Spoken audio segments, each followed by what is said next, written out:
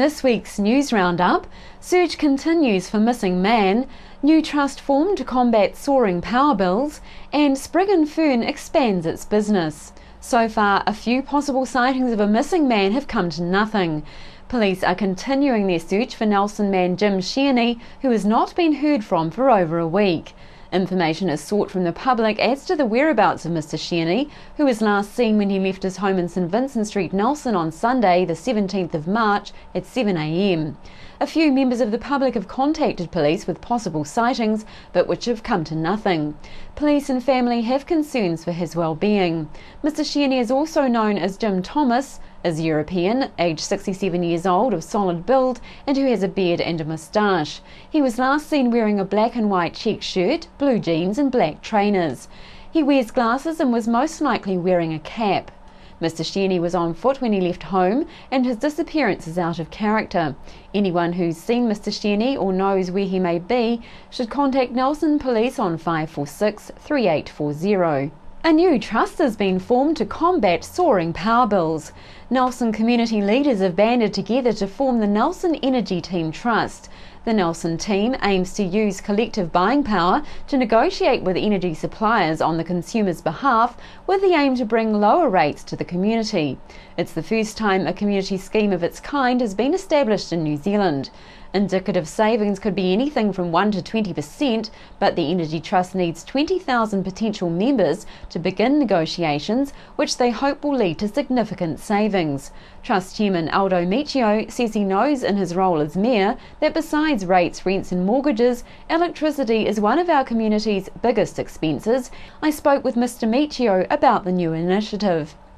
Yeah, no, I mean, Nelson's had this sort of problem for a while. I hear it all the time at council when people come and speak to us. You know, the energy prices are high. A lot of people can't afford them. So this proposition and this trust, what it is facilitating the ability for the community to come together and negotiate better power prices for themselves. So really it's about forming a collective of residents and actually for the first time in New Zealand trying an attempt to actually shift the majority, if not the whole, of the city to a better deal, so in an attempt to get better prices. And of course, yeah, the fuel poverty fund, the safety net, as a mechanism to actually assist those people that even if they do manage to get 10, 15, 20% cheaper power prices, they still can't afford it. We want to help them insulate their homes, get cheaper power sources, and actually contribute to their energy costs. So yeah, so we're all really excited about it. It's like a revolution in terms of energy, in the way we look at energy and the way that we work together as a community to help ensure that we get the best energy prices. It sort of fits in with what we're doing even at council at the 2060 vision to have a resilient, sustainable community. And energy prices are a major factor in people's expenses. So it's something that I'm really excited to be a part of and working on. Fantastic. So how does it work? You aim to use collective buying power to negotiate with energy suppliers. Is that how it works on behalf of the consumer? Yeah, that's right. So you can either fill in a PDF form and send it in to us or register online your interest. And we've set a deadline of April 30th. We're trying to get at least 20,000 homes. And then we'll be able to go to the power retailers and get them to put forward their best proposition. And once we've got the best proposition, that will be the one we go with, and then we've given the people that have registered their interest till July 14th to opt in, because they'll be able to then go back to the website and actually plug their details in and see how much of a saving they'll actually make, and then they choose to opt in, and then they switch to the new power company. And this isn't the only initiative the Nelson Energy Trust is setting up. You've got a fuel poverty fund, which sounds fascinating. Do you want to tell me about that? The Fuel Poverty Fund is something that we saw one of the UK energy trusts used, and that was to help aid those that are financially less able to pay for their electricity for heating, and also look at the actual homes.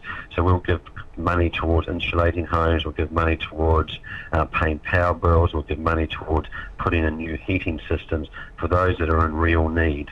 So we'll be setting aside a certain amount of dollars so that every year we'll be able to make allocations to those people that are in real need. I've seen it firsthand here in council when people come and present to us, in particular the elderly in Nelson that are simply not using heating during the winter and just rugging up with blankets. So we want to help those that are in real need that can't afford power, even if they were to get a 10, 15%, 20% save in their energy bills.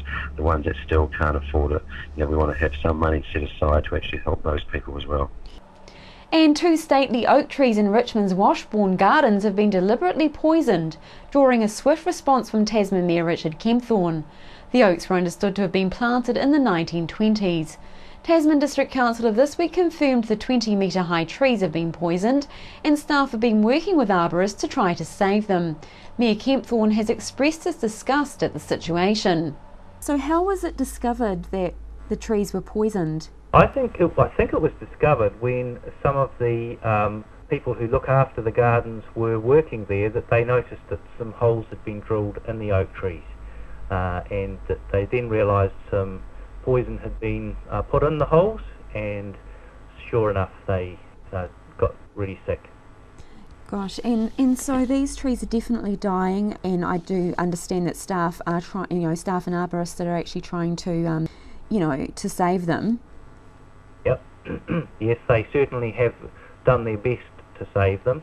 One certainly looks dead, and the other one, I haven't actually looked at them in the last few days. One may still be alive, but it's certainly looking sick. I mean, it must be terrible because they've been there for so long. Is it right they've been there since the 1920s? To be honest, I'm not sure, but those 2 oak trees have been there for quite a long time, and it's an indictment on whoever has done this, because it is a highly valued garden used by a lot of people all through the year, and the gardens are there because they have flowers and trees, and that's what makes them so special. And it's really nice to have the Washbourne Garden in the middle of Richmond. That's what makes it so highly valued. And you're seeing a lot of angry, upset people? I think there will be angry, upset people. I haven't talked to many myself. No. And so this has been reported to police? Yes, it has, but I think there is no proof, and so I don't believe the police are following up. It's understood there's been a long history of complaints from a neighbouring homeowner about 2 trees shading their property, which had been discussed with council. Air New Zealand is to trial a new service between Nelson and Palmerston North from July this year. Air New Zealand's Chief Operations Officer Bruce Parton says the airline has worked cooperatively with Palmerston North Airport to reintroduce this service, which was last operated in 2008. He says the service is to help stimulate the local market. Mr Parton says they will trial 2 return services per day in prime time, which they believe will be popular with business travellers, as well as provide convenient connections between the 2 cities for leisure travellers. The 45-minute service will operate twice each weekday, with 1 return service on Sundays. As a result, the last weekday Palmerston North to Wellington service will be retimed to operate later, making it a more viable option for business travellers. The services will be operated by Air New Zealand subsidiaries Eagle Airways and Air Nelson, utilising Beat 1900D and Bombardier Q300 aircraft. These fares are now available and will start from $79 one way. The recent deluge has brought temporary relief for the Tasman district, with council advising people to still conserve water and to use it wisely. Dry Weather Task Force convener Dennis Bush-King has lifted all water restrictions in rural and urban areas except for the Moutere Western and Eastern groundwater zones, which will remain at Stage 1, a 20% cut in consented allocations.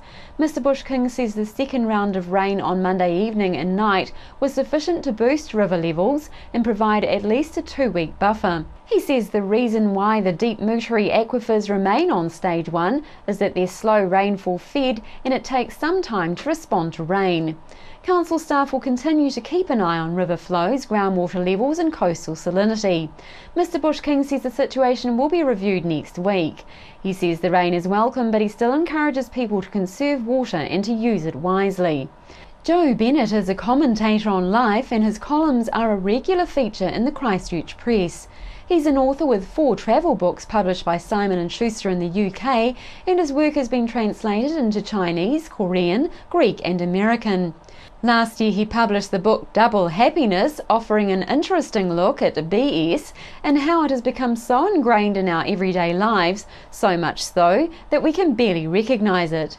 Now he's just released a new book, now out in the shops, Fish Like a Drink, in Nelson this week for his show An Evening with Joe Bennett, and Chrissy Small caught up with Joe to ask him about his books and his take on events in Christchurch.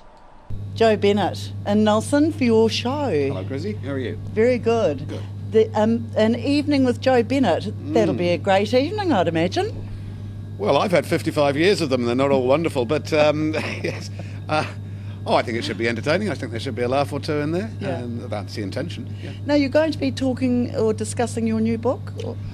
If it crops up. I mean, it's essentially a book promotion tour, but I'm happy to...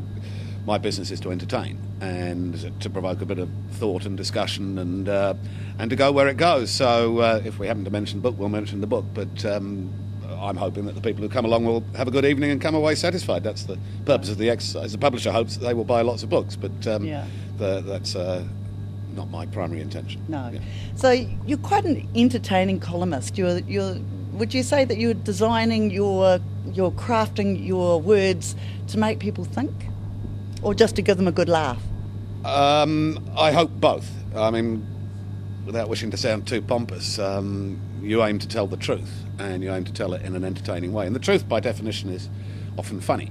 The reason jokes work, just ordinary jokes that you tell in the pub, is that there is a nub of truth lurking in there. And so the truth is often comic. And I aim to be funnily true or truly funny. That's the purpose of what I say. I try to tell the truth, and I try to tell it in an entertaining way. I mean, there's no point in telling the truth if it's boring, because then no one reads it. You know, they switch off after the first paragraph and go elsewhere in the newspaper. And so your job is to hold the reader, and you hold them by entertaining them and by telling them what is true. That's the aim. It's not always the achievement. Yeah. Fish Like a Drink. Yes. That's a really interesting title. Yeah, I mean, if you're trying to find a title for a bunch of short pieces that don't have anything necessarily in common, you can go anywhere, but that actually makes it quite hard to write titles. And so you play around with ideas, and I struck that one as so often on a dog walk, high on the hills. I thought, oh yes, that'll do. And they liked it, so we went with it. Interesting bit of subject material. Double Happiness. Yeah. And that book's proved very popular. I've had a lot of correspondence from people, and it's nearly all been favourable. And maybe those people who don't like it haven't bothered to say so. But it's basically trying to point out the methods by which people in power, all sorts of power, religious power, political power, social power, financial power, are trying to deceive you, to arouse you emotionally, and to deceive you into maintaining them in positions of power. And it's the business of bullshit. It's as old as the hills. It's as old as humankind. Yeah. And the methods by which it's done are remarkably few and remarkably simple, but they just persist and persist and persist. And the intention of the book is to, I hope entertainingly, point out how you are having bullshit foisted upon you at all hours of the day. Right. How are you finding things in Christchurch since the time of the earthquake? Fine. Yep. Yeah, I mean, if you kick an ant's nest, all the ants go scurrying around madly for a while. Men, in order to reassert the status quo. Yeah. The Marmite drought is officially over, or maybe not, as supermarkets around the region are struggling to keep the product on the shelves. We went down to get a jar for our office and took our camera to New World in Nelson. We caught out Mark, who was busy restocking the shelf, while staff member Dee had a bit of fun blending in with her Marmite surroundings. Customers were keen to grab their share, and we caught one or two of them taking as many as their hands could fill. New World was going to be celebrating the arrival of the 250-gram jars with toast and Marmite for a bite to eat for customers on Thursday morning. However, the demand on the product was so high it had to be cancelled due to diminished supply. Nelson's Sprig and Fern brewery is to open a tavern in Auckland in June or July this year. It's the company's 8th tavern and its second outside Nelson. And after the break, here on Mainland Television News, Trans-Pacific Partnership Agreement causes concern locally, and black and white photos wanted for exhibition. TV in the South Island goes digital on 28 April. If you don't have Freeview, Sky, Igloo or Telstra Clear TV by then, this is what you'll see on your TV. Hi, I'm Duncan from Health 2000 Nelson and Richmond. At Health 2000, we are the experts in your good health and well-being. If you have questions about natural health, we can answer them. Health 2000 Nelson, Motueka, and our Richmond Mall store is now by the new entrance. FAV Mobile Solutions are the scooter, walker and wheelchair specialists for the Nelson region. Call in and see the huge range available. Take one for a free test drive and pick up your free booklet guide. They also provide a rescue service if you ever get a puncture or a flat battery. Come in and see Robin and the friendly team at FAV Mobile Solutions in the Richmond Free Car Park opposite the Old Town Hall.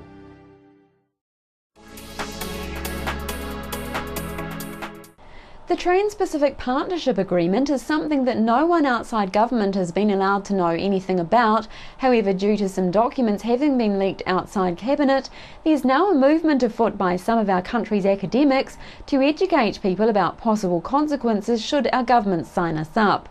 Auckland law professor Jane Kelsey has taken some time away from writing a book to come to Nelson to speak at a packed public meeting about the TPPA.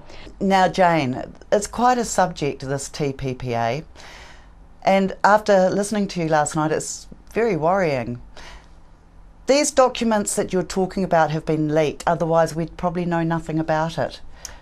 Yeah, this is a kind of a project that makes people's eyes glaze over, and that's really dangerous because what we've got is 11 countries currently, including the US and New Zealand, negotiating a deal that they are calling a gold standard set of rules for the 21st century that will govern what governments can do behind their borders. So think of an external group of governments getting together, deciding how we should operate, what our choices can be for the future, and everything ranging from medicines to the internet to ownership of farmland to the kind of foods that we can eat, and rules that are designed essentially to maximise the profits of corporations and commercial interests without any real engagement with the challenges we'll face in the 21st century, and all being done in secret so we don't get to see it till the deal is done. You're out there going around talking to different groups about what's going on. How is the response by our government officials to what you're saying? The government simply says, trust us, we know what we're doing, we are listening to your concerns, but really, it's fine, don't worry, we will make sure, even though you won't get to see what we've negotiated, that your concerns are all addressed. And I think trust us is not good. Trust us has not left us in a good place for the last 30 years. Deal making of the kind that we've seen the current government having a particular penchant for, whether it's the Hobbit or the Sky City Casino, has not been shown to be in our interests. We have a Prime Minister who, if he is leading the deal making, has a history as a foreign exchange trader. He does deals without a lot of accountability and without a lot of balance of the factors that will be taken into account. And so I think we need to demand not only openness of the texts before they are signed off so that we can do a proper analysis, but we need to say that the basic tenets of this agreement, which are driven by commercial and foreign policy interests, need to be balanced with the whole range of other objectives that we have: health, conservation, ecosystems, just basic economic development, jobs, not the interests of Fonterra and a handful of others. It kind of sounds one-sided, really. It sounds like America is designing this, the corporates are designing it so they can move in here and dictate terms to us. and also legally they're supported by it, and our own laws will cease to exist because the agreement will rule over and above. Yeah, there are several important elements of this that make it much more concerning than just an ordinary piece of domestic legislation. You have these negotiations that take place behind closed doors, and even though there's 11 countries, there's basically 10 plus 1. The US not only has more economic and foreign policy leverage, but the way that they make treaties, the Congress effectively has a veto over it. So their legislative process can say, this is not good for us. Our process of treaty making here is basically signed off by the Cabinet. And so we have this really massive potential straitjacket for our governments in the future, irrespective of what electoral platform they've been assessed by in our democratic processes. And it's the Cabinet that has the say on it. But then the agreement itself becomes enforceable not only by those other governments in offshore tribunals, but by the foreign investors who are given special rights, even above New Zealand businesses, and they can enforce those in offshore tribunals that sit in secret, that have no rules of precedent in the way that our domestic courts do, no appeal structure, and worse, the judges are drawn from the legal community, and one week they might be representing the investors, and the next week they might be sitting in judgment on the investors, and then the week after they go back to representing the investors. And so there can be a great conflict of interest arising. Well, they're kangaroo courts in a way. And they've become widely discredited. Even the OECD has now been putting out reports saying that the process is really problematic. Several countries are looking at trying to withdraw from these. Australia has actually said in these Trans-Pacific Partnership Agreement negotiations, they will not agree to the investors having these powers. Yet they're the only one. New Zealand has said, if it's part of the trade-off for getting the slightest whiff of access for New Zealand dairy into the US, that's fine. Have you approached Chris Finlayson, the Attorney General, about your concerns?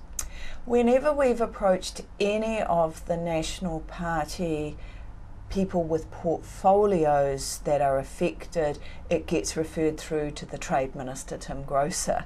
And we had a letter that was signed middle of last year by a number of jurists here and internationally in other TPP countries, but we had former Speakers of the House and Attorney General, several former Cabinet Ministers, former Supreme Court Judge, former Privacy Commissioner and so on, all expressing concern about overriding our domestic courts by these foreign tribunals that can award billions of dollars of damages and cost multi-millions dollars in legal fees. And the government just sort of shrugs its shoulder. Even the really highly publicised effects for Pharmac, our medicines purchasing agency. Pharmac is seen to have saved us about $6 billion over the last decade and a bit. And it's seriously threatened by this agreement. The Health Select Committee has twice declined to have a hearing of information evidence from experts who can give evidence because there's a leaked text on this. It went to a vote, and the government majority on the Select Committee voted it down. So they're not prepared even to have an informed discussion in the Parliament. The government wants to shut this off until the deal's done.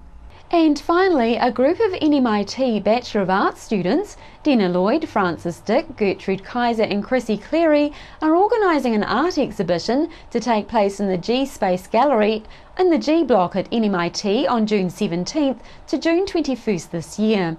Their idea is to ask as many Nelson Tasman artists as possible to take a black and white photo of their face and then simply send it to them via email. The self-portrait can represent the artist in any way they choose. Composition is open to individual interpretation, i.e. anything goes, just as long as the submitted image is recognisable as a human face. They're positively looking for quirkiness and originality, which doesn't rule out wigs, plastic noses and funny hats. An important element of this project is subtle humour, or if the artist prefers, they can submit a moody, atmospheric image. But they're pretty much open to anything as long as it's predominantly a face shot. For enlargement purposes, the photo must be a high-resolution image. The concept behind their project is the reversal of what you'd expect to view in a Nelson gallery, showcasing the artistic talent of Nelson Tasman, choosing instead to reveal the physical face of the individual artist that exists behind every piece of artwork, whatever medium. The creator as art and not the created piece, the photo is the artwork. Waimea Telecommunications, specializing in free-to-air satellite TV, computer cabling, telephone systems, wireless and broadband internet installations. Call Julian Toon on 544-4203.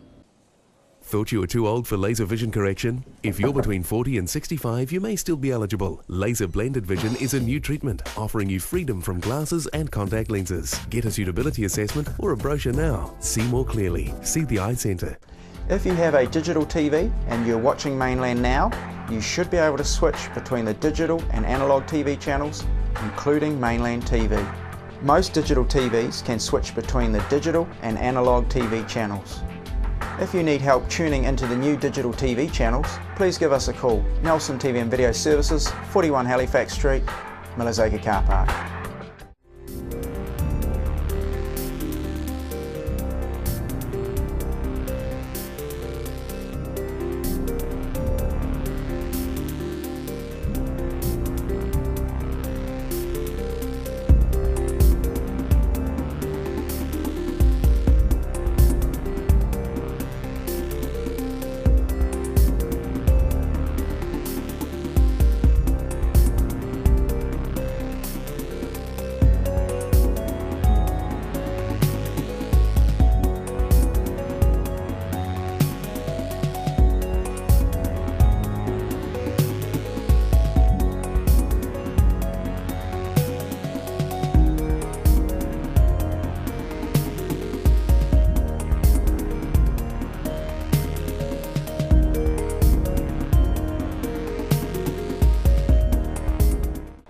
Welcome back now. Here's some notices for your diary.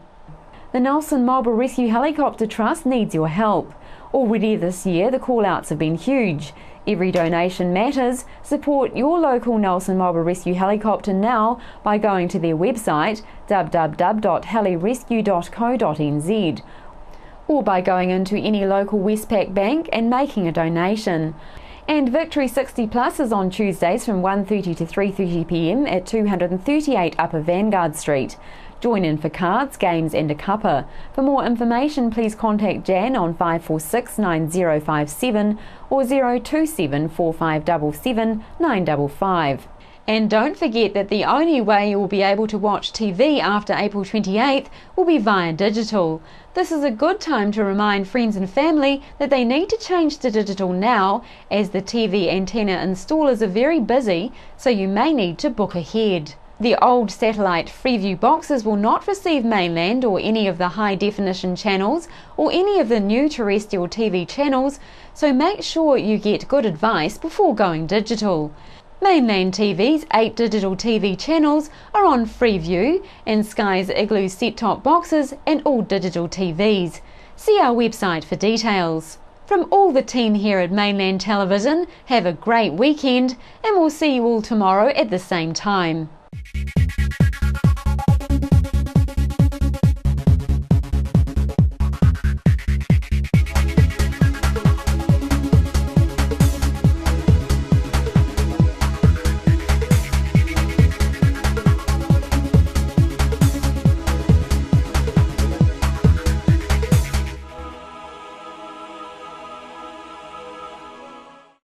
Supporting local content so you can see more of New Zealand on air.